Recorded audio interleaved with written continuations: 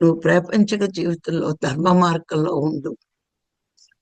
అప్పుడు నీ సాధన సరిగ్గా కుదురుతుంది. మరి మనం అలాంటి ధార్మిక జీవితం జీవించినప్పుడు, ధర్మ మార్గంలో ఉన్నప్పుడు మన సాధన చాలా చక్కగా కుదురుతుంది. నేను ఎవరిది తీసుకోలేదండి అంటావు.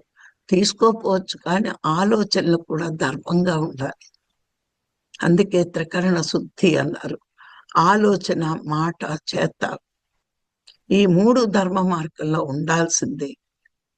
ఆ త్రికరణ శుద్ధి ఉన్నవాడే, అంటే మనం లోన 100 తిట్టుకుని బయటకు నటిస్తే నీకు తెలియకపోవచ్చు, నీ పక్కవాడికి నీకు తెలుస్తుంది, నీ పక్కవాడు కనిపెట్టలేకపోవచ్చు. కానీ నీ పైవాడు, నిన్ను సృష్టించిన వాడు, వాడికి అన్నీ తెలుసు. అందుకే ఏమి ఇవ్వాలో అవి ఇస్తాడు.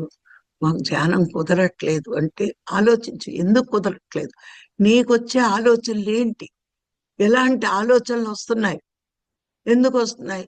గురువు ఎప్పుడు చెప్తాడు, ఎక్కడదక్కడ మర్చిపో. అది గతం అనుకో.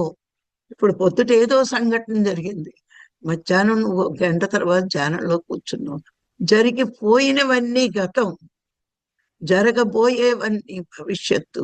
రెండూ నీకు అవసరం లేదు. వర్తమానంలో నువ్వు ధ్యానంలో కూర్చున్నావు. నీ పని వర్తమానంలో ఏంటి? శ్వాస మీద ధ్యాస. ఎందుకు గురువులు శ్వాస మీద ధ్యాస పెట్టమన్నారు?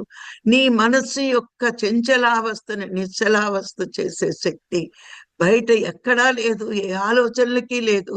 నువ్వు పెట్టేది శ్వాస మీద ధ్యాస. నీ శ్వాసే నీ మనస్సును నియంత్రించగలదు అనే పరమ సత్యాన్ని తెలుసుకున్నప్పుడు అన్ని ఆలోచనలు వదిలి శ్వాస మీద, ఎన్నిసార్లు నీ మనసు ఆలోచనల మీదకు వెళ్ళా నీ మనసును తీసుకొచ్చి శ్వాస మీద పెడతావు. ఆలోచనలకు కూడా శక్తి ఖర్చు అవుతుంది, శ్వాస మీద శ్వాస పెడితే శక్తి పెరుగుతుంది అని నీకు నువ్వుగా అర్థం అవ్వాలి.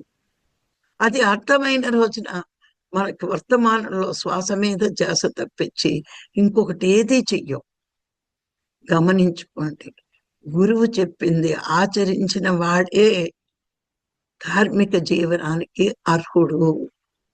ధర్మాన్ని ఆచరిస్తున్నవాడు.